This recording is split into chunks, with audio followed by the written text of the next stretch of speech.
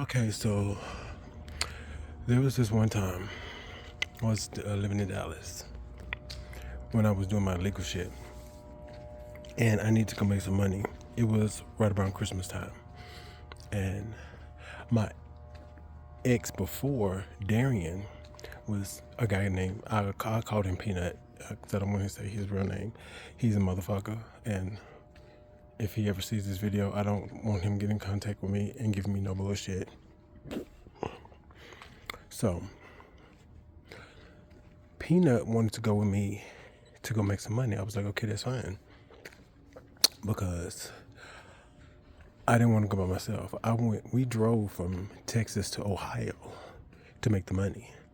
So Peanut and plus Darian was in school, and then he had got out for Christmas break.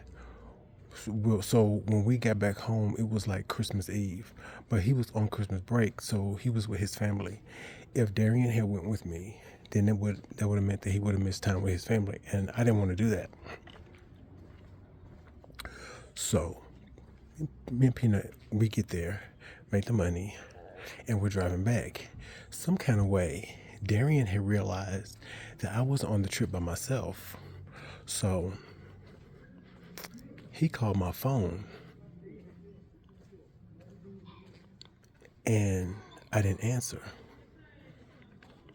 And then he called Peanut's phone. I don't know how he got his phone number. Peanut answered his phone. He looked at his phone. He was like, this is your boyfriend calling me.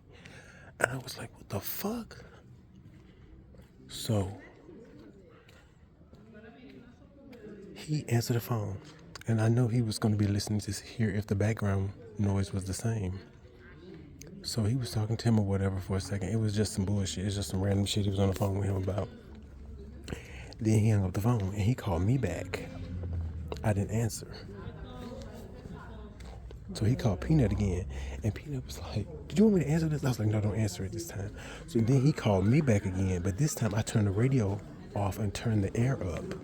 So all you could hear was like a breeze. He was like, what are you doing? I was like, I'm at the hotel sitting in front of the air conditioner. No, it's in front of the heater. I was like, oh. Then he talked to me for a second, then he hung up. He called Peanut back. I turned the air thing down, and I turned the radio back up. And he was on the phone with Peanut for a second. Then he hung up with him and then called me back. I didn't answer the phone. I quit answering the phone. I was like, so. Then after a while, he was just tagging us back and forth, calling me, calling him, calling me, calling him. Then he stopped. He was like, this bitch is crazy. He was just going off talking shit about him. She talk shit, or whatever. I was like, just don't answer, just ignore it or whatever. I was like, I'll deal with it when I get home.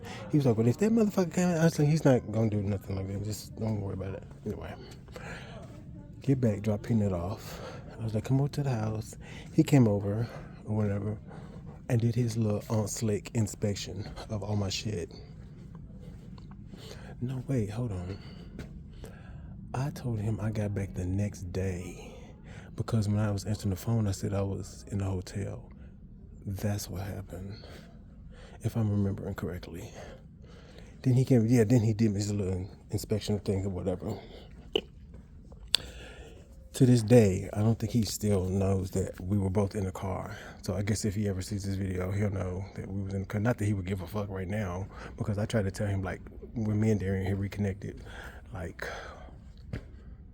right before I got down here, I was trying to tell him like some of the shit that I did on the slick that he didn't know anything about. Like one time I got the password for his voicemail, and I was listening to his voicemails one time. I did it one time because, as a matter of fact, the way I got his passcode was because Peanut. This is the reason why I had to take Peanut to Ohio with me. Peanut worked at the Sprint store, and Sprint employees had access to the account, and on your account, your passcode for your voicemail was on the account, and an employee could see it. And so Peanut had gave me Darian's passcode. I was like, please just give it to me. He said, okay. So he gave me his passcode, and one day I called and listened to the voicemail. But at the time, this was before I moved to South Carolina with him, so I was still in Texas. He was in South Carolina. And so I didn't know any of his friends, and I felt dumb as fuck listening to all these messages, and I don't know, and I didn't know who any of these people was. They could have been family, they could have been coworkers, anything, anybody. And all they were saying was, "Hey, what you doing? Give me a call," or "I just called you. Why you answer the phone? Hit me back." It was just some bullshit. And I was like, you know what? This is dumb. I'm not gonna ever do no shit like this again. And to this day, I still have not. And so one time I called him, I sent him a message like before I got down here to Brazil. I was like, hey, there was one time I should probably tell you that I had the password to your voicemail, and I listened to your voicemail. Then I felt real stupid about it or whatever. So I never did it again. And he never responded. I was like, well, you didn't respond to me. He was like, but this shit was like 20 years ago. I don't give a fuck no more. So if he ever sees this, he won't care about the time that I took Peanut with me to Ohio. And that trip was a goddamn mess anyway. But that's another story.